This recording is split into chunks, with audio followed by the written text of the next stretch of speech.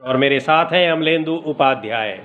संसद में वही स्थिति दोबारा देखने को मिल रही है, यानी लगातार जो पिछले 2 हफ्ते से जारी था वही तीसरे हफ्ते में भी उसी तरह का शोरगुल, हंगामा, एडजर्नमेंट, यही प्रक्रिया चल रही है। राज्यसभा में उस समय ज़बरदस्त हंगामा हुआ जब अविश्वास प्रस्ताव, राज्यसभा के सभापति जगदीप धनखड़ के खिलाफ अविश्वास प्रस्ताव की चर्चा होने लगी। उनके खिलाफ अविश्वास प्रस्ताव का नोटिस दिया है विपक्षी गठबंधन ने, इंडिया गठबंधन ने। उसको लेकर जब संसदीय कार्य मंत्री किरण रिजिजू बोलने लगे, तब फिर उसको लेकर जो संसद में, राज्यसभा में काफ़ी हंगामा हुआ। कार्यवाही स्थगित कर दी गई 12 बजे तक के लिए। जगदीप धनखड़ के खिलाफ पहले, अभी तक के इतिहास में पहले उपराष्ट्रपति होंगे, यानी राज्यसभा के सभापति होंगे जिनके खिलाफ अविश्वास प्रस्ताव का नोटिस दिया गया है।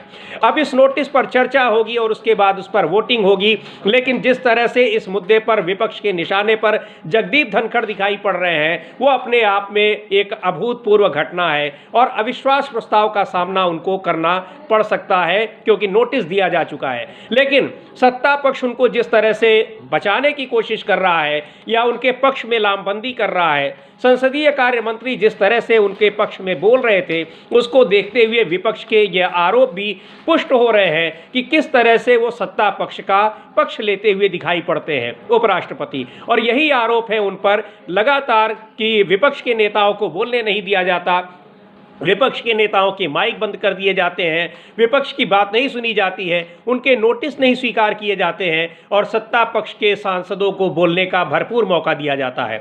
आज भी वही स्थिति हुई। संसदीय कार्य मंत्री के अलावा भारतीय जनता पार्टी के कई और नेताओं ने भाषण दिया, अपनी बात कही, लेकिन विपक्ष के सांसदों का जब मौका आया तो तुरंत ही उसके बाद कार्यवाही स्थगित कर दी गई। अब इसको लेकर सरकार घिरी हुई है, लेकिन सरकार कई और मुद्दों पर घिरी हुई है। महाराष्ट्र में चुनाव के बाद ईवीएम के मुद्दे पर भी घिरी हुई है और अब महाराष्ट्र के चुनाव में जिस तरह से चुनाव आयोग ने ईवीएम को क्लीन चिट दी है, उसके खिलाफ विपक्ष सुप्रीम कोर्ट का रुख कर रहा है। तो ये तमाम खबरें ऐसी हैं जिसमें सरकार और सरकार से भी ज़्यादा जो संसद में जिस तरह से पीठासीन अधिकारी यानी लोकसभा में लोकसभा अध्यक्ष और राज्यसभा में राज्यसभा के सभापति घिरे हुए हैं, उसको देखते हुए ये साफ जाहिर हो रहा है कि संसद की कार्यवाही किस तरह से चल रही है और विपक्ष ये आरोप लगा रहा है कि लोकतांत्रिक संस्थाओं को ख़त्म किया जा रहा है और इससे लोकतंत्र संकट में है।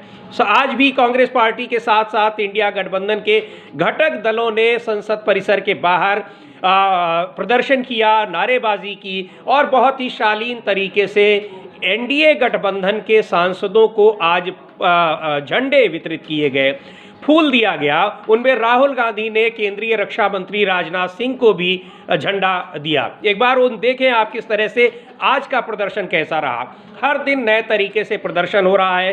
प्रदर्शन इसलिए हो रहा है कि तमाम गंभीर मुद्दों पर चर्चा की मांग कर रहा है विपक्ष, लेकिन चर्चा की अनुमति नहीं दी जा रही है। विपक्ष के सांसदों को बोलने का मौका नहीं दिया जा रहा है, जबकि सत्ता पक्ष के सांसद लगातार बोल रहे हैं, उस पर हंगामा हो रहा है और फिर कार्यवाही स्थगित हो रही है। तो ये देख सकते हैं आप कि किस तरह से राहुल गांधी ने राजनाथ सिंह को भी झंडा दिया है और इस तरह से आज इंडिया गठबंधन के सांसदों ने एनडीए के सांसदों को फूल और झंडे प्रदान किए हैं।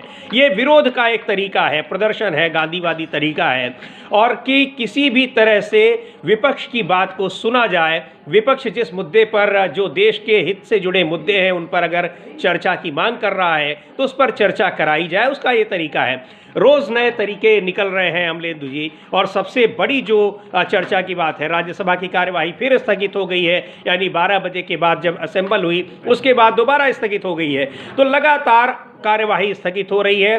पिछले 2 हफ्ते इसी में निकल गए, आज तीसरा हफ्ता भी है। हालांकि प्रश्नकाल आज लोकसभा में ज़रूर हुआ, लेकिन राज्यसभा बाधित हो रही है और राज्यसभा के सभापति के खिलाफ नोटिस दिया जा चुका है अविश्वास प्रस्ताव का। तो ये जो प्रदर्शन है, विरोध का तरीका है, विरोध प्रदर्शन का, विपक्ष लगातार अपना प्रदर्शन जारी रखे हुए है और उसकी मांग है कि इन मुद्दों पर चर्चा कराई जाए। जी बिल्कुल, इन मुद्दों पर चर्चा कराई जाए और जो देश के मुद्दे हैं वो संसद के अंदर उठें, जिसको जगदीप धनखड़ जो उठने नहीं दे रहे हैं और सत्ता पक्ष उठने नहीं दे रहा, हल्ला उल्ला करके संसद की कार्रवाई स्थिर करवा देता है। तो विपक्ष की यही मांग है लगातार, और विपक्ष यही मांग कर रहा है। और आज नया तरीका विपक्ष ने किया कि वो सारे जो सांसद आ रहे हैं उनको फूल मालाएं, जो वो फूल दिया जा रहा है, तिरंगा झंडा दिया जा रहा है। राहुल गांधी ने आज राजनाथ सिंह को भी था वो तिरंगा और फूल दिए। तो ये विरोध का एक प्रतीक जिस तरीके से है वो दिया गया है। तो ये एक विरोध प्रदर्शन का अपना एक तरीका है, नया तरीका है। और एनडीए के सांसदों को, यानी सत्ता पक्ष के सांसदों को विपक्षी सांसद झंडे और फूल देकर, पुष्प देकर उनको अपना विरोध जता रहे हैं कि किस तरह से वो जिन मुद्दों पर चर्चा की मांग कर रहे हैं उन पर चर्चा नहीं हो रही है, और इसकी वजह से वो अपना गुस्सा, अपना विरोध जता रहे हैं। तो ये तमाम चीज़ें हैं, और ये प्रदर्शन लगातार पिछले शीत सत्र की शुरुआत से ही लगातार जारी है।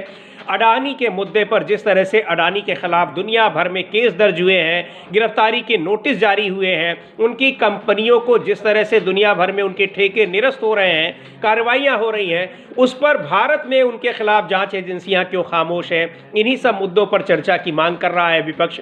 और चर्चा की मांग इसलिए कर रहा है कि ये मुद्दे ऐसे हैं जो कि आम जनता से जुड़े हुए हैं, यानी जो सोलर प्लांट्स हैं उनके खिलाफ केस दर्ज हुए हैं। सोलर प्लांट्स के बारे में यहाँ ये आरोप है कि रिश्वत दिए गए भारत में अधिकारियों को, ताकि बिजली की कीमतें राज्य सरकारें महंगी कर सकें और ग्राहकों से, आम उपभोक्ताओं से उसका ज़्यादा पैसा वसूला जा सके। तो ये तमाम ऐसे मुद्दे हैं जो जनहित से जुड़े मुद्दे हैं, और विपक्ष का कहना है कि वो इन पर चर्चा की मांग कर रहा है, लेकिन सरकार चर्चा से लगातार भाग रही है। तो ये तमाम ऐसे मुद्दे हैं जिनको लेकर एक बार राज्यसभा फिर स्थगित हुई है, और राज्यसभा के सभापति के ऊपर बहुत गंभीर आरोप लग रहे हैं कि वो विपक्ष के नेता, वो भी एक सत्तारूढ़ पार्टी के एक नेता की तरह से व्यवहार कर रहे हैं। और इसी आरोप के खिलाफ, उनके खिलाफ अब अविश्वास प्रस्ताव का नोटिस दिया गया है। अब तक किसी भी राज्यसभा के सभापति के खिलाफ अविश्वास प्रस्ताव का नोटिस नहीं दिया गया है। ये पहली बार ऐसा होगा जब किसी उपराष्ट्रपति को या राज्यसभा के सभापति को अविश्वास प्रस्ताव का सामना करना पड़ेगा। जी, ये भी 70 सालों में पहली बार है। जी हाँ, बिल्कुल। मोदी जी के राज में बहुत सी बातें 70 साल में पहली बार हो रही है, तो ये भी 70 साल में पहली बार है कि उपराष्ट्रपति के खिलाफ जो है वो अविश्वास प्रस्ताव आ रहा है राज्यसभा के सभापति के खिलाफ। तो ये भी एक कीर्तिमान जो है वो स्थापित कर रहे हैं जगदीप धनखड़ मोदी जी के सहयोग से। और लेकिन आज भाव भंगिमा जो थी जगदीप धनखड़ की, वो देखने लायक थी समीर जी। और अगर वो हम लोगों के पास विजुअल होगी किस तरीके से उनके खिलाफ जब आया विश्वास का प्रस्ताव, और उस पर जो किरण रिजिजू संसदीय कार्य मंत्री है वो बोलने के लिए खड़े हुए, तो किस तरीके से वहाँ नारे लग रहे थे, मोदी अडानी भाई भाई। और धनखड़ साहब की जो मुसीबत जो आई, किस तरीके से वो उसको दिखा सकते हैं, हम लोग उसको भी दिखाएं कि किस तरीके से सदन के अंदर जो चल रहा है, और धनखड़ साहब आज किस तरीके से मुसीबत में घिरे हुए नजर आए। यानी अभी तक तो धनखड़ साहब सरकार को बचाया करते थे, अब सरकार जो है वो खुलकर धनखड़ को बचाने के लिए उतरी मैदान में। ये जो दुरभिसंधि है एक तरीके से स्पीकर, मतलब राज्यसभा के सभापति और सरकार की, वो आज सामने आई। और बिल्कुल कहा उन्होंने, किरण रिजिजू ने, कि वो आज शपथ खाकर आए हैं कि सभापति को बचाया जाएगा। लेकिन उन्होंने एक जो शब्द इस्तेमाल किया समीर जी, उस पर बड़ी हंसी भी आई और बड़ी चर्चा है कि विपक्ष जो लेकर आया है प्रस्ताव, उसका वो खंडन करते हैं। तो खंडन क्या करते हैं, मतलब संसदीय कार्य मंत्री क्या शब्दों का इतना भी ज्ञान नहीं है कि खंडन क्या होता है। विपक्ष जो कुछ लेकर आया, निंदा और खंडन क्या है जी। कम से कम राजनाथ सिंह को ही खड़ा करवाते, तो कल निंदा तो शब्द इस्तेमाल करते कम से कम। तो लगता है कि संसदीय कार्य मंत्री को भी पढ़कर आने की आवश्यकता है अब। जी बिल्कुल। और एक बार देखेंगे उस किस तरह से संसदीय कार्य मंत्री किरण रिजिजू बोल रहे थे, और उसके बाद फिर कुछ विपक्ष के सांसद भी बोलने को खड़े हुए। उनका नंबर था लेकिन उनको बोलने नहीं दिया गया, और फिर कार्यवाही स्थगित कर दी गई। तो वो देखेंगे, हम चाहेंगे कि आप उसको दिखाया जाए। लेकिन उससे पहले जो इस अविश्वास प्रस्ताव को लेकर जो नोटिस दिया गया है, ये क्यों दिया गया है, क्या आपत्तियां हैं? लगातार हालांकि विपक्ष उसके बारे में चर्चा कर रहा है, और अपने आप में इसकी गंभीरता को समझा जा सकता है कि पहली बार अगर 72 साल के संसदीय इतिहास में अगर किसी उपराष्ट्रपति के खिलाफ, राज्यसभा के सभापति के खिलाफ ये नोटिस दिया गया है, अविश्वास प्रस्ताव लाने की तैयारी हो रही है, तो वो कितना गंभीर मसला है। कांग्रेस की सांसद है रंजीता रंजन, उन्होंने क्या कहा है एक बार सुनते हैं इस अविश्वास प्रस्ताव के नोटिस को लेकर पड़ेगा। और बताया रंजीता रंजन ने कि ये पहली बार ऐसा हो रहा है कि राज्यसभा के सभापति के खिलाफ जिस तरह से नो कॉन्फिडेंस मोशन यानी अविश्वास प्रस्ताव लाया जा रहा है। पहली बार ये है। इसका मतलब उसकी गंभीरता को इसी बात से समझा जा सकता है। और सबसे महत्वपूर्ण बात ये कि जिस तरह से आरोप लगते हैं राज्यसभा के सभापति जगदीप धनखड़ के ऊपर कि वो सरकार को बचाने का प्रयास करते हैं, सरकार के पक्ष में बोलते दिखते हैं, जो सत्ता पक्ष के सांसद हैं उनको ज़्यादा मौका देते हैं, रोक टोक नहीं करते, लेकिन विपक्षी सांसदों के साथ उनका व्यवहार बिल्कुल अलग होता है। यही आरोप है जिनकी वजह से उनके खिलाफ अविश्वास प्रस्ताव जैसा बड़ा कदम उठाया है विपक्ष ने। और आज वो स्थिति तब दिखाई पड़ रही है कि किस तरह से संसदीय कार्य मंत्री खुद उपराष्ट्रपति के पक्ष में इतना धारदार तरीके से बोल रहे हैं, पूरा विपक्ष उनके समर्थन में खड़ा है। और जैसा अभी अमलेंदु जी कह रहे थे कि अब तक वो सरकार का बचाव करते रहे, अब सरकार उनका बचाव कर रही है। तो ये बहुत गंभीर मसला है, चूंकि सत्ता पक्ष की तरफ से भले ही वो पहले भारतीय जनता पार्टी में रहे हो या उनकी निष्ठा किसी भी पार्टी की तरफ रही हो, ये किसी भी पीठासीन अधिकारी के लिए होता है, लोकसभा अध्यक्ष हो चाहे राज्यसभा के सभापति हो, लेकिन इस पद पर बैठने के बाद उनकी अपनी जो वैचारिक निष्ठा होती है वो नहीं रहती है। उनकी पूरी निष्ठा जो है वो उस सदन के प्रति होती है। लेकिन उसी का यही आरोप है विपक्ष का कि उस चीज़ को बिल्कुल नहीं फॉलो कर रहे हैं, ना तो लोकसभा अध्यक्ष और ना ही राज्यसभा के सभापति, और इसीलिए विपक्ष मजबूर हुआ है उनके खिलाफ अविश्वास प्रस्ताव लाने के लिए। आज किस तरह से अविश्वास प्रस्ताव के मामले पर किरण रिजिजू जो संसदीय कार्य मंत्री हैं, उन्होंने किस तरह से उपराष्ट्रपति का बचाव किया, जगदीप धनखड़ का बचाव किया, एक बार देखते हैं। और उसी समय विपक्ष के सांसदों को जब बोलने का मौका फिर नहीं मिला, कल भी ऐसा ही हुआ था। और तमाम ऐसे मुद्दे जो विपक्ष के ऊपर सत्ता पक्ष के लोग आरोप लगा रहे हैं और जिसके जो कई बार लगे हुए हैं, लेकिन उन आरोपों को लेकर उनके पास कोई प्रमाण नहीं है, ऐसा विपक्ष का कहना है, उनको बोलने का जमकर मौका दिया गया और उसके बाद सदन की कार्यवाही स्थगित कर दी गई। आज फिर ऐसे ही हुआ। एक बार सुनते हैं कि किस तरह से सदन की कार्यवाही स्थगित की गई और विपक्ष के नेताओं को आज भी बोलने का मौका नहीं मिला।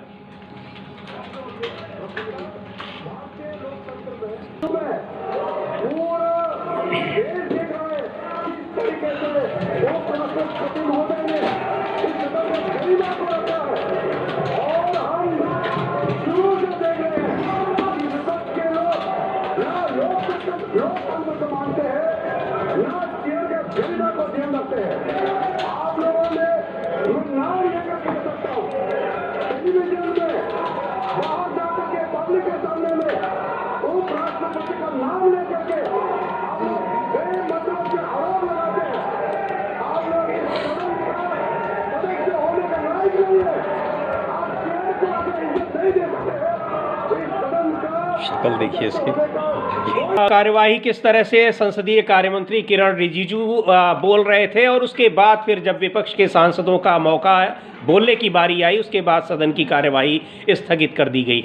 और यही इस तरह से लगातार संसद की कार्यवाही बाधित हो रही है। विपक्ष का ये कहना है कि बाधित हो रही है सत्ता पक्ष के लोगों की वजह से, लेकिन आरोप लग रहे हैं कि विपक्ष के सांसदों की वजह से कार्यवाही बाधित हो रही है। दिन भर के लिए स्थगित कर दी गई है राज्यसभा की कार्यवाही, लेकिन जो विपक्ष की तरफ से अब अविश्वास प्रस्ताव का सामना करना पड़ेगा ये जगदीप धनखड़ को, राज्यसभा के सभापति को, वो अपने आप में एक अनोखा मामला होगा, पहला मामला होगा। उनको अपनी जो इस निष्ठा है, जो एक सदन के प्रति निष्ठा होनी चाहिए, उस पर सवाल उठ रहे हैं और इस कदर सवाल उठे कि आखिरकार उनको अविश्वास प्रस्ताव का सामना करना पड़ रहा है। अपने आप में बहुत बड़ी बात है ये, चूंकि पहली बार ऐसा हो रहा है कि किसी राज्यसभा के सभापति के खिलाफ अविश्वास प्रस्ताव का नोटिस दिया गया है। लोकसभा अध्यक्ष के खिलाफ तो अविश्वास प्रस्ताव के नोटिस कई बार दिए गए हैं, हालांकि कभी पारित नहीं हुए हैं, लेकिन राज्यसभा के सभापति के मामले में ये पहला मौका है जब उनको नोटिस दिया गया है। और उसके लिए सबसे बड़ा जो आरोप है विपक्ष का, वो यही है कि सत्ता पक्ष के लोगों के साथ किस तरह से भेदभाव किया जाता है, विपक्ष के लोगों के साथ सत्ता पक्ष के लोगों की तरफदारी की जाती है। कांग्रेस के नेता दिग्विजय सिंह ने साफ तौर पर खुलकर कह दिया कि इतना पक्षपाती सभापति हमने कभी नहीं देखा। और जाहिर सी बात है कि विपक्ष की यही नाराज़गी अब उस मुहाने तक आ गई है कि इनको अविश्वास प्रस्ताव तक का सामना करना पड़ रहा है। तो ये बड़ा मामला है, लेकिन इस मामले में जिस तरह से सत्ता पक्ष की ओर से दलीलें दी जा रही हैं जिस तरह से उपराष्ट्रपति के सभापति के पक्ष में खड़े दिखाई पड़ रहे हैं, वो दोनों के बीच किस तरह का संबंध है, किस तरह से एक दूसरे का वो पक्ष ले रहे हैं, वो साफ दिखाई पड़ रहा है। और यही आरोप है विपक्ष का, जो लगातार आरोप लगा रहा है।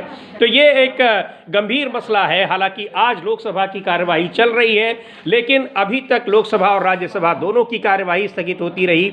तीसरा हफ्ता है शीत सत्र का, बाधित हो रहा है। अडानी के मुद्दे पर चर्चा की मांग कर रहा है विपक्ष, मणिपुर के मुद्दे पर चर्चा की मांग कर रहा है, लेकिन कोई भी मांग स्वीकार नहीं की जा रही है। जी, कोई भी मांग स्वीकार नहीं की जा रही है और लगातार गतिरोध बना हुआ है। और आज जो कांग्रेस के उपनेता हैं राज्यसभा में, प्रमोद तिवारी, उन्होंने कहा भी किरण रिजिजू के उस पर कि किरण रिजिजू कौन होते हैं कि कास्ट और धर्म के आधार पर जो है ये बताए कि विपक्ष को क्या करना है, क्या नहीं करना, राज्यसभा का सभापति कौन है, कौन नहीं है। और जिस तरीके से जगदीप धनखड़ जो है बीजेपी के एजेंट की तरीके से काम कर रहे हैं, उसको लेकर काफ़ी ज़्यादा विपक्ष में रोष है और इसीलिए जो है वो अविश्वास प्रस्ताव दिया गया है। समीर जी देखिए, ये सिर्फ राज्यसभा के सभापति नहीं है जगदीप धनखड़, उपराष्ट्रपति भी हैं। तो ये 70 सालों में पहली बार इस तरीके से हो रहा है कि उपराष्ट्रपति जो है उसको राज्यसभा में जो सभापति भी है उसके खिलाफ अविश्वास प्रस्ताव लेकर विपक्ष आया है और 71 सांसदों ने उस पर अपने हस्ताक्षर किए हैं। और सदन के अंदर जो है वो चर्चा जब इस पर होगी तो उस समय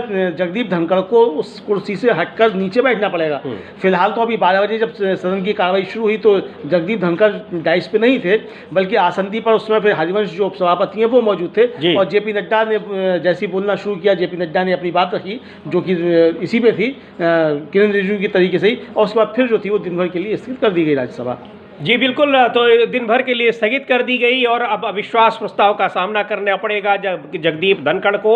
और किस तरह से जो आरोप लग रहे हैं, गंभीर आरोप लग रहे हैं, और आज भी जिन परिस्थितियों में जिस तरीके से राज्यसभा की कार्यवाही स्थगित की गई है, उसे विपक्ष एक बार फिर अपने प्रमाण के तौर पर दे रहा है कि किस तरह से सत्ता पक्ष के सांसदों के साथ व्यवहार होता है और विपक्ष के सांसदों के साथ होता है। सुनते हैं एक बार कांग्रेस के नेता, कांग्रेस के राज्यसभा सदस्य प्रमोद तिवारी को। वो भी उस समय मौजूद थे सदन में, और जिस समय किरण रिजिजू बोल रहे थे, अपनी पूरी बात कहने का उनको मौका दिया जा रहा है। और केवल उन्हीं को नहीं, वो तो संसदीय कार्य मंत्री हैं, बीजेपी के तमाम सदस्यों को लगातार मौका दिया जा रहा है। कल भी ऐसा ही हुआ और विपक्ष के सदस्य जैसे ही बोलने को खड़े हुए, वैसे ही स्थगित कर दी गई राज्यसभा की कार्यवाही। सुनते हैं प्रमोद तिवारी ने क्या कहा। आरोप है लगातार, और इस जो विपक्ष ने अविश्वास प्रस्ताव का नोटिस दिया है उसमें कांग्रेस पार्टी के अलावा इंडिया गठबंधन के घटक दलों के अलावा टीएमसी, समाजवादी पार्टी, आम आदमी पार्टी, यानी पूरा विपक्ष एकजुट होकर ये नोटिस दे रहा है। तृणमूल कांग्रेस की और सभी की शिकायत यही है कि विपक्ष के सांसदों के साथ एक दोहरा बर्ताव किया जाता है। सत्ता पक्ष के सांसदों के साथ अलग व्यवहार होता है और विपक्ष के सांसदों के साथ अलग व्यवहार होता है। न केवल उनको बोलने के कम मौके दिए जाते हैं, उनके माइक बंद कर दिए जाते हैं, बल्कि जब विपक्षी सांसद बोलते हैं तो फिर उस समय चेयरपर्सन खुद भी उसमें इंटरप्ट करते रहते हैं, यानी व्यवधान डालते रहते हैं। ऐसे आरोप लगे हुए हैं। सुनते हैं टीएमसी की राज्यसभा सदस्य सुष्मिता देव का क्या कहना है, और इस मामले पर ये पूरा का पूरा विपक्ष एकजुट है जो अविश्वास प्रस्ताव का नोटिस दिया गया है। तो ये सुष्मिता देव जो तृणमूल कांग्रेस की राज्यसभा सदस्य हैं, उनका कहना है पूरे विपक्ष के सभी सदस्यों का यही आरोप है कि किस तरह से सत्ता पक्ष के लोग व्यवधान डाल रहे हैं, और किरण रिजिजू जिस तरह से बोल रहे थे वो अब उन्हीं के ऊपर भारी पड़ता दिखाई पड़ रहा है।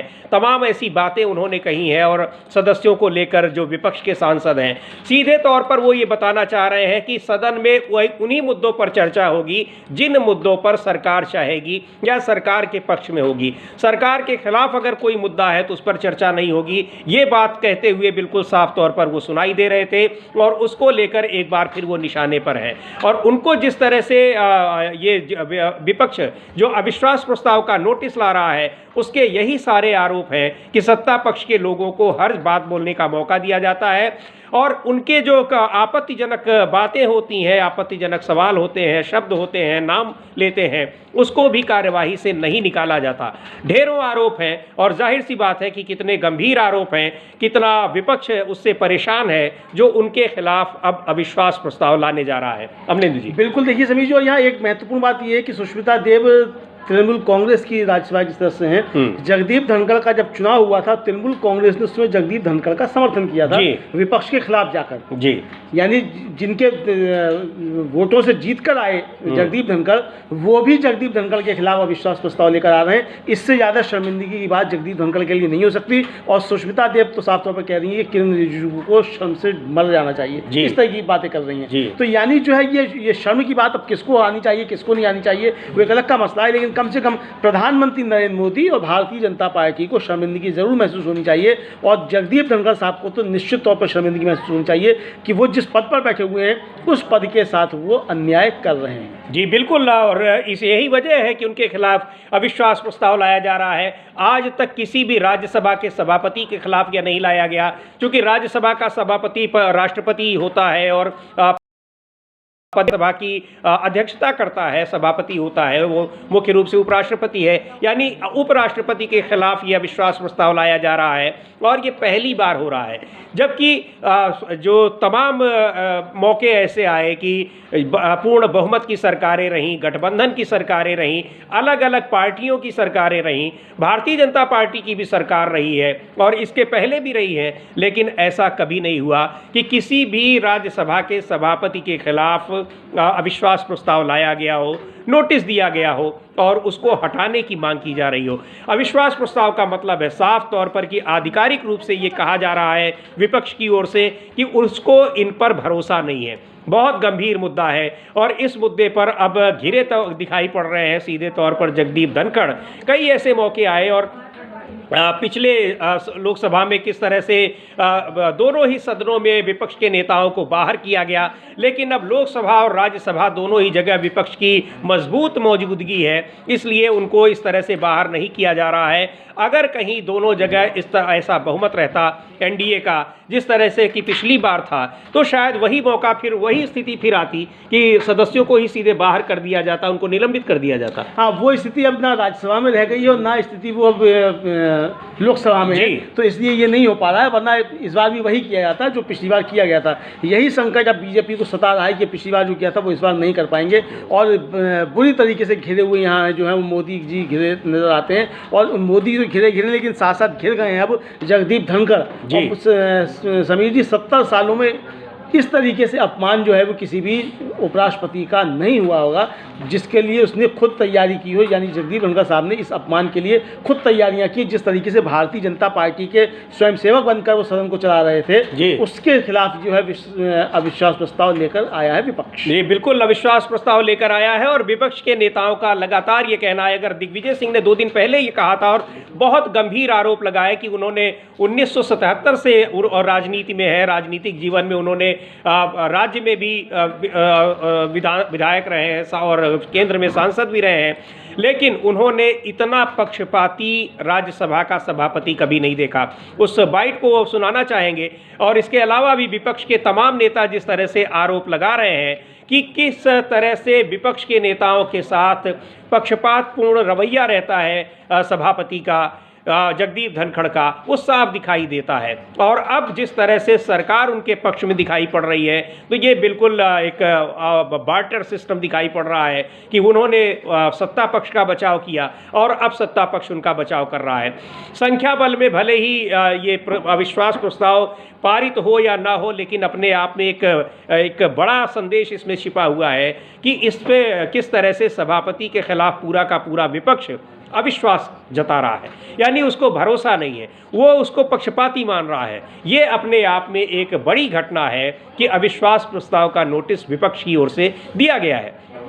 अब इस अविश्वास प्रस्ताव का सामना करना पड़ेगा, लेकिन विपक्ष के निशाने पर चाहे वो राज्यसभा के सभापति हों या फिर लोकसभा अध्यक्ष हों, इस तरह से अगर उनके ऊपर पक्षपात के आरोप लगते हैं और दोनों पर लग रहे हैं, तो ये अपने आप में ये लोकतंत्र के लिए ठीक नहीं है। क्योंकि ये माना जाता है कि भले ही बहुमत के साथ उनका निर्वाचन होता है, लेकिन इस पद पर बैठने के बाद वो सदन को चलाने की जिम्मेदारी होती है और उसमें किसी भी पार्टी का, चाहे वो सत्तारूढ़ पार्टी हो चाहे विपक्षी पार्टी हो, किसी का पक्ष लेने की उम्मीद उनसे नहीं की जाती है। जी बिल्कुल, किसी की उम्मीद ये नहीं की जाती है कि वो किसी पक्ष में रहेंगे, किसी विपक्ष में रहेंगे, बल्कि सोमनाथ चटर्जी तो लोकसभा के स्पीकर थे जी समीर जी, और उनकी पार्टी ने उनसे कहा कि आप लोकसभा का स्पीकर पद छोड़ दीजिए। जब वो वापस लिया यूपीए से वाम दलों ने अपना समर्थन, उन्होंने छोड़ने से इनकार कर दिया कि अब जी जब हम चुन लिए गए उसके बाद हम किसी पार्टी के नहीं है, और उसी तरीके से चलाया। इस तरीके से पीए संगमा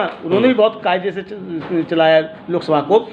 जीएमसी बालियोगी, जबकि वो तो पहली बार ही चुनकर आए थे लोकसभा के सदस्य जी, और उन्होंने बहुत कायदे से सदन चलाया। यानी एक बड़ी लंबी परंपरा है। बलराम जाखड़ ने किस तरीके से चलाया, ये एक लंबी परंपरा है। यहाँ भी सर्वपल्ली डॉक्टर राधाकृष्णन से लेकर के और कृष्णकांत तक जैसे लोग जो है यहाँ रहे हैं, और हामिद अंसारी तक रहे, किस तरीके से सदन चलाया। यहाँ तक कि इनसे बेहतर जो है कम से कम कहा जाए तो वेंकैया नायडू ने चलाया जी, वो भी बीजेपी का, वो तो अध्यक्ष रह चुके थे बीजेपी के। और ये तो जो है ये खुद आरएसएस को इस बारे में उल्टा सीधा कह चुके हैं। जगदीप धनखड़ राजस्थान की विधानसभा में, जब ये विधानसभा के सदस्य थे, एमएलए थे जी, तो यानी जिस तरीके से धनखड़ ने चलाया है, वो धनखड़ ने बहुत गलत तरीके से सदन चलाया है। और देखिए, इससे ज़्यादा अपमान क्या होगा कि जब अविश्वास प्रस्ताव पर चर्चा होगी समीर जी, तो सत्ता पक्ष तो वाहवाही करेगा, लेकिन विपक्ष जो है इनकी किस तरीके से खाल खींचेगा, ये आप देखिए। खड़गे क्या क्या बोलेंगे, मनोज झा क्या क्या बोलेंगे, संजय सिंह क्या क्या बोलेंगे, प्रोफेसर राम गोपाल यादव क्या क्या बोलेंगे, सुष्मिता देव क्या क्या बोलेंगी। आप तसव्वुर कर सकते हैं इसका कि किस तरीके से जगदीप धनखड़ के सारे क्रियाकलाप जो हैं,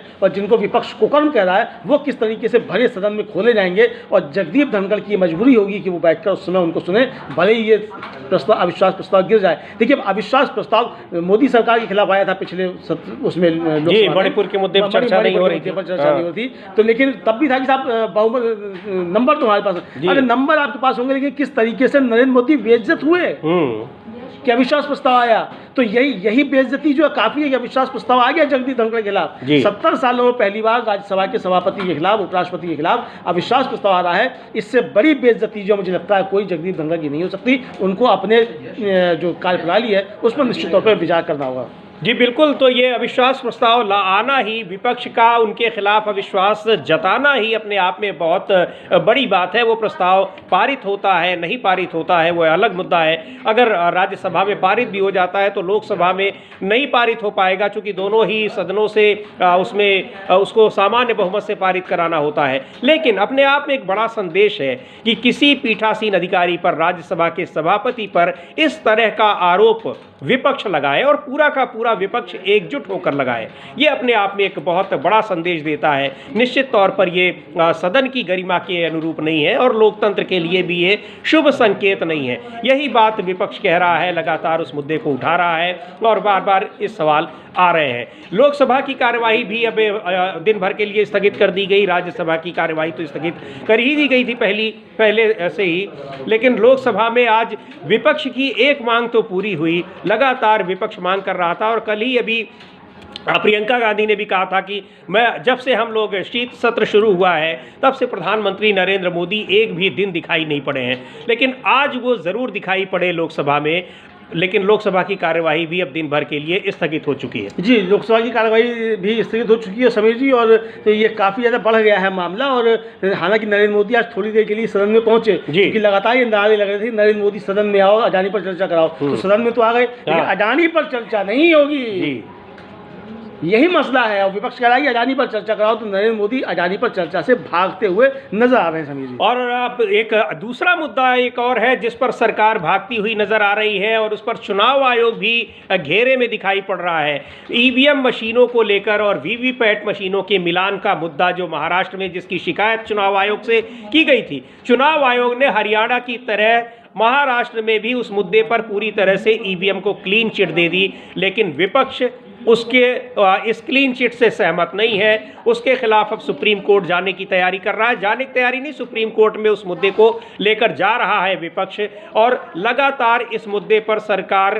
को घेरे हुए है। आरोप लग रहे हैं चुनाव आयोग पर कि किस तरह से पूरी चुनावी प्रक्रिया को उसने पक्षपातपूर्ण बना दिया, जिसकी वजह से महाराष्ट्र में जो चुनाव के नतीजे आए हैं वो उसी का परिणाम है। तो इसको लेकर भी लगातार ये सवाल उठ रहे हैं, और अब विपक्ष इस मुद्दे को, जब चुनाव आयोग ने क्लीन चिट दे दी, उसको लेकर सुप्रीम कोर्ट जा रहा है।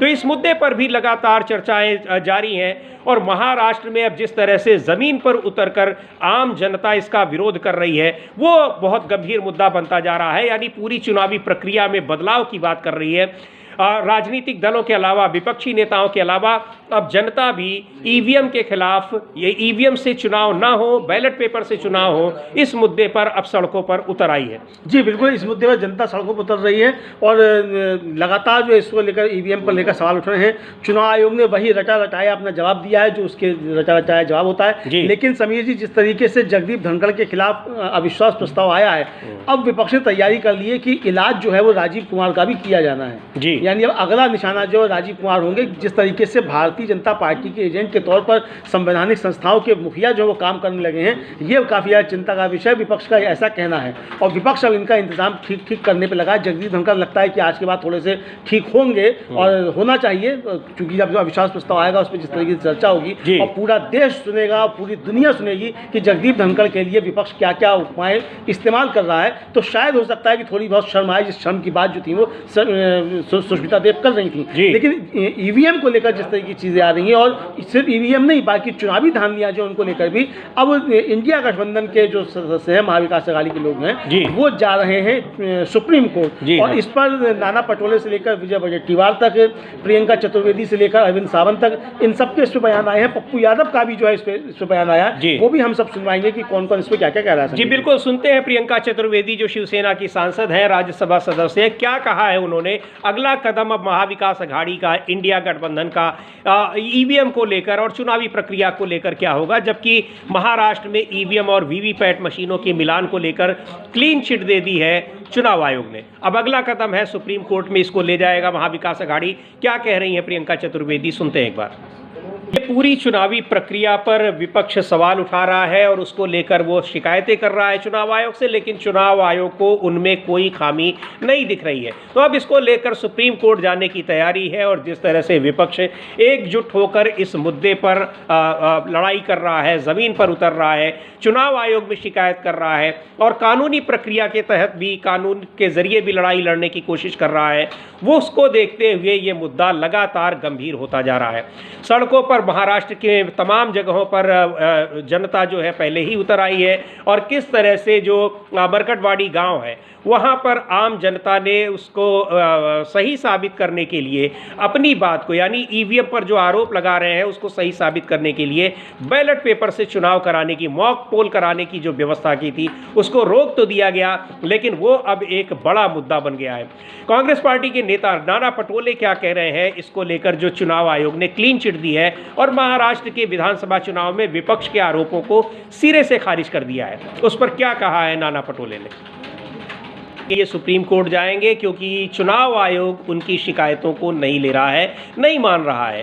तो ईवीएम के मुद्दे पर जिस तरह से अब सरकार और चुनाव आयोग घिरा हुआ है और वो एक बड़ा मुद्दा बनता जा रहा है, जन आंदोलन का रूप लेता जा रहा है, अब उस पर भी सरकार को सफाई देनी पड़ेगी। उस पर भी महाराष्ट्र, पहले हरियाणा फिर महाराष्ट्र, एक ही तरह के आरोप और एक ही तरह के नतीजे, एक ही तरह की स्थितियां, ये सारी चीज़ें बता रही हैं कि किस तरह से वहां पर पूरी चुनावी प्रक्रिया को प्रभावित किया गया, लेकिन चुनाव आयोग को इसमें कोई भी खामी दिखाई नहीं पड़ रही है। जी समीर जी, चुनाव आयोग को इसमें कोई भी खामी दिखाई नहीं पड़ रही है और चुनाव आयोग को खामी नहीं बल्कि चुनाव आयोग कह रहा है कि बिल्कुल सब कुछ ठीक ठाक है जी, सब भालो छी, चुनाव आयोग का ये कहना है। तो अब चुनाव आयोग के ऊपर जो सवाल निश्चित तौर पर उठना खड़े हो गए हैं कि चुनाव आयोग आखिर कर क्या रहा है, और इसीलिए नाना पटोले कह रहे हैं कि जनता को इस पर कोई भी भरोसा किसी भी तरीके का नहीं है इन मशीनों पे और चुनाव आयोग के ऊपर। तो चुनाव आयोग भी सवालों के घेरे में, जगदीप धनखड़ के बाद अगला नंबर जो है वो चुनाव आयोग को ठीक करने का विपक्ष करेगा, ऐसा समझा जा सकता है समीर जी। तो ये जहां एक तरफ संसद के भीतर जगदीप धनखड़ राज्यसभा के सभापति के खिलाफ अविश्वास प्रस्ताव लाया जा रहा है, वहीं चुनावी प्रक्रिया पर जो आरोप लग रहे हैं और जिस तरह से चुनाव आयोग पर आरोप लग रहे हैं, चुनाव आयोग निशाने पर है, विपक्ष उसके खिलाफ अब लंबी लड़ाई सड़क पर, यानी एक जन आंदोलन तैयार करने में जुटा हुआ है। आम जनता भी इसमें जुटी हुई है। ईवीएम की लड़ाई अब बहुत आगे जाने वाली है, ये साफ दिखाई पड़ रहा है। वहाँ जिस तरह से गांव-गांव में इसके खिलाफ प्रदर्शन हो रहे हैं और अपनी बात को साबित करने के लिए मॉक पोल्स कराए जा रहे हैं या उनको हालांकि रोक दिया जा रहा है, लेकिन लेकिन जिस तरह से वहाँ जनता में जागरूकता आई है कि अपनी बात को कैसे साबित किया जाए, वो साफ दिखा रहा है कि केवल राजनीतिक दलों का ही आरोप नहीं है, बल्कि जिन मतदाताओं ने वोट दिए हैं और ईवीएम की खामी की वजह से वो उसका परिणाम बिल्कुल उल्टा आया है, उसको लेकर सवाल उठ रहे हैं। और वहाँ की आम जनता सवाल उठा रही है जिसने वोट दिया है, उससे ज़्यादा जो एक फर्स्ट हैंड अकाउंट हो सकता है वो और क्या हो सकता है। बिल्कुल, उससे क्या हो सकता है, और जनता को ही रोका जा रहा है। मतलब आप कर्फ्यू लगा रहे हैं, वहाँ मुकदमे कायम कर रहे हैं।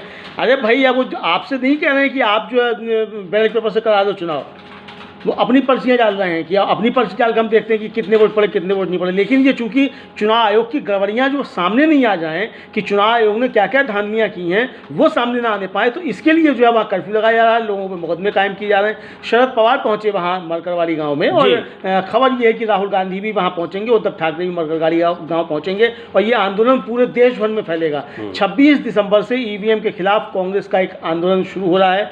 वो तो हो ही रहा है, बेलगाम से शुरू हो रहा है, वो कर्नाटक से राहुल गांधी के नेतृत्व में आंदोलन शुरू होगा। लेकिन जो बाबा आढाव ने पुणे से आंदोलन शुरू किया, वो भी अब महाराष्ट्र में कई जगह फैल रहा है। तुलजापुर में भी इस तरह की चीज़ें हो रही हैं, कई जगहों पर इस तरह की चीज़ें हो रही हैं। अब सुप्रीम कोर्ट मामला ये पहुंच रहा है, यानी अब धनखड़ के साथ साथ चुनाव आयोग भी निशाने पर विपक्ष के है, और इनका इंतजाम विपक्ष को करना है कि ये भारतीय जनता पार्टी के पिट्ठू की तरीके से काम ना करें, ये विपक्ष जो है वो कह रहा है। जी बिल्कुल, और जिस तरह से अब जगदीप धनखड़ के खिलाफ विपक्ष एकजुट होकर उनको हटाने के लिए अड़ा हुआ है, अविश्वास प्रस्ताव का नोटिस दिया है, वो साफ दिखाई पड़ रहा है कि किस तरह से संसद की कार्यवाही होती है। और जो आरोप लग रहे हैं विपक्ष के कि पक्षपातपूर्ण तरीके से सदन का संचालन करते हैं सभापति, वो अब साफ दिखाई दे रहा है कि उसके लिए अब इस स्तर पर विपक्ष को आना पड़ा है कि उनको हटाने के लिए कार्यवाही करनी पड़ रही है। बहुत ही एक गंभीर मुद्दा है, लेकिन विपक्ष के नेताओं का ये कहना है कि उनको मजबूर होकर ये करना पड़ा,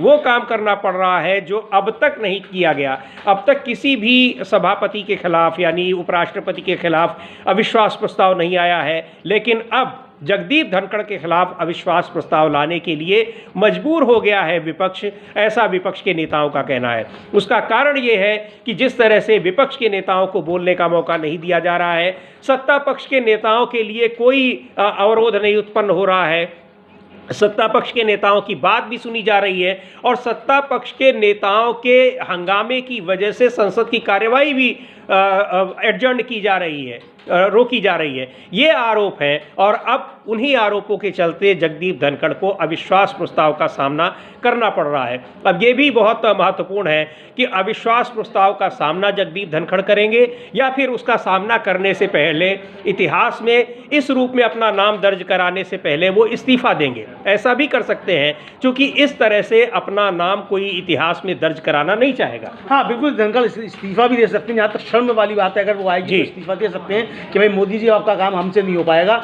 हम तो अब चले, चूंकि आपका दबाव रहेगा। तो जो बातें विपक्ष कह रहा है वो है। इधर प्रियंका गांधी ने भी कहा है समीर जी कि जिस तरीके से राज्यसभा दिन भर के लिए स्थिर कर दी गई, लोकसभा दोपहर 2 बजे तक के लिए स्थिर कर दी गई, तो प्रियंका गांधी ने कहा है कि ये शर्म की बात है, ये पहली बार है जब मैं देख रही हूँ कि सरकार खुद संसद की कार्रवाई बाधित कर रही है। प्रियंका गांधी ने अभी थोड़ी देर पहले कहा है समीर जी। तो ये बहुत सारी चीज़ें, अब जगदीप धनखड़, संसद की कार्रवाई, ईवीएम मशीनों पे चुनाव आयोग, इन सबको लेकर पूरे देश के अंदर चल रहा है। नरेंद्र मोदी आज कई दिनों के बाद लोकसभा में पहुंचे थोड़ी देर के लिए, पहले दिन पहुंचे, शीत सत्र में पहली दिन पहुंचे। ठंड थोड़ी ज़्यादा बढ़ गई है तो इसलिए पहुंचे हैं कि गर्मी संसद में कैसी है ये देखा जाए। लेकिन जिस तरीके से मोदी अडानी भाई भाई के नारे लग रहे हैं और जिस तरीके से जगदीप धनखड़ के ऊपर सवाल उठ रहे हैं, उससे जगदीप धनखड़ का बुरा हाल समझ में आ रहा है कि हो रहा है।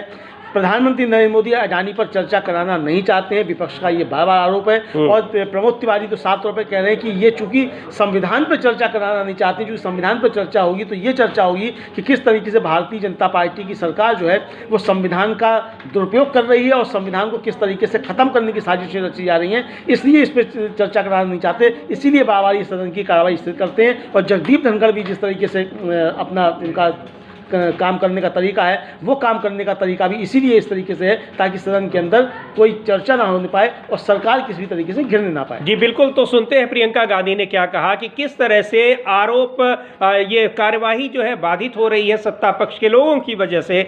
आरोप लग रहे हैं कि विपक्ष के लोग ऐसा कर रहे हैं, जबकि विपक्ष मांग कर रहा है कि अडानी के मुद्दे पर और गंभीर मुद्दों पर चर्चा कराई जाए।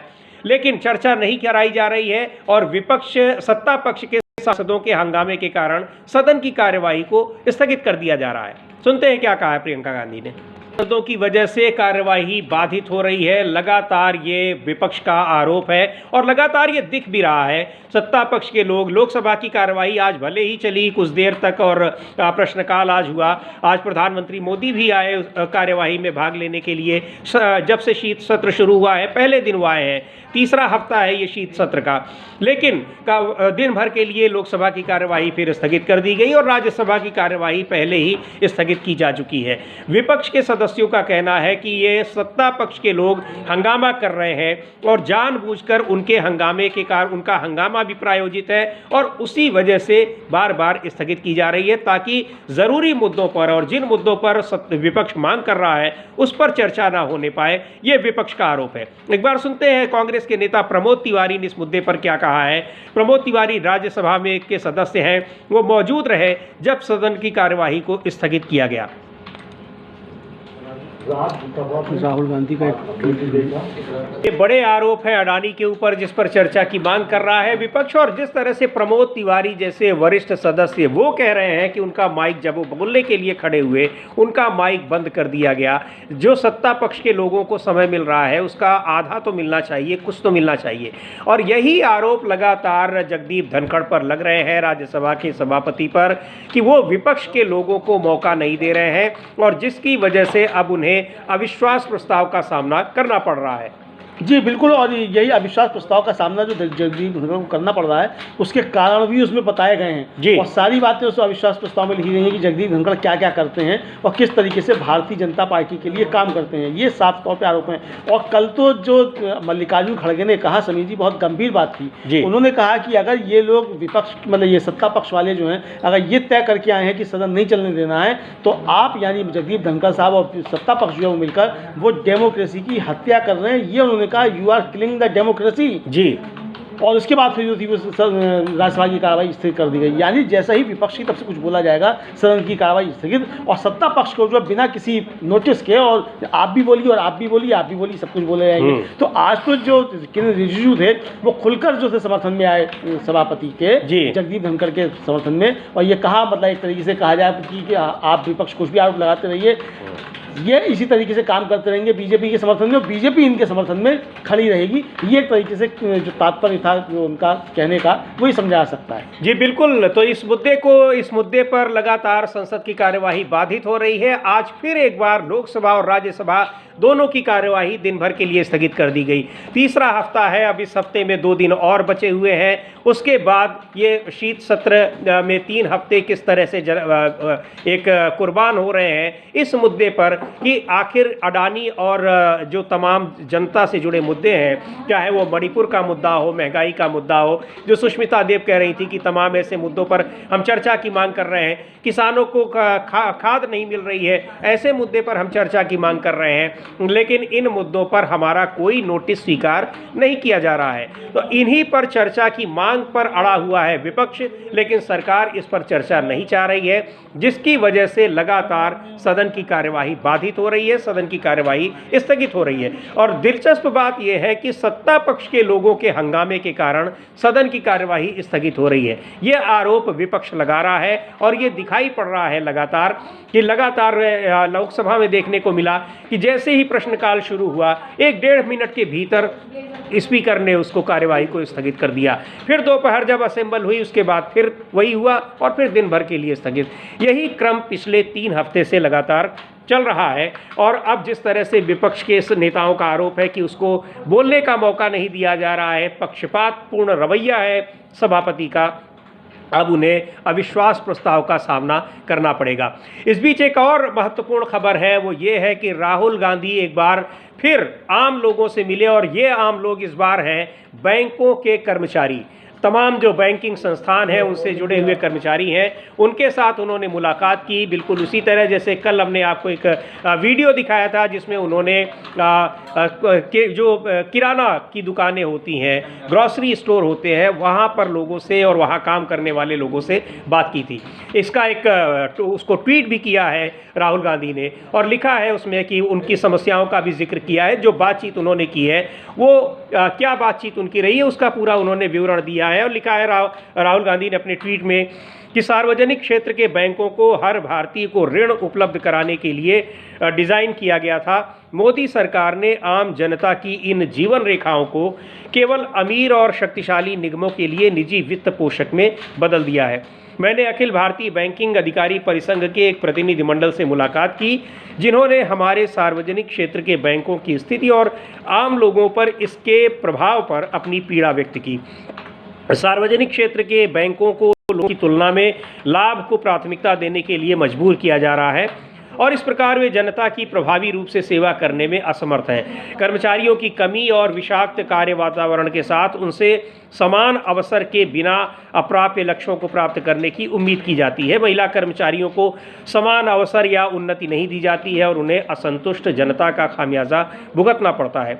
मोदी सरकार को अपने धोखेबाज दोस्तों के लिए धन के असीमित स्रोत के रूप में सार्वजनिक क्षेत्र के बैंकों का उपयोग करना बंद करना चाहिए। सार्वजनिक क्षेत्र के बैंक में साल के अंत में सरकार को लाभांश चेक से भी अधिक होता है। ये उन्होंने जो ट्वीट किया है तमाम बैंक के कर्मचारियों से, अधिकारियों से, उनके एक प्रतिनिधिमंडल से बात की, उनकी समस्याओं को जाना समझा और उससे संबंधित उन्होंने ये ट्वीट किया है। तो लगातार वो जिन तमाम अलग अलग संगठन के लोगों से, अलग अलग प्रोफेशन के लोगों से मुलाकात कर रहे हैं और उनकी जो समस्याएं हैं उनको जनता तक ला रहे हैं। यही नहीं, जो लोकसभा चुनाव के समय जो कांग्रेस पार्टी का घोषणा पत्र था उसमें भी उन समस्याओं को और उनके निदान के लिए उस घोषणा पत्र में वादे किए गए थे। तो अब ये बैंक कर्मचारियों से राहुल गांधी की मुलाकात हुई है जिसका उन्होंने ट्विटर पर उल्लेख किया है, बात की है।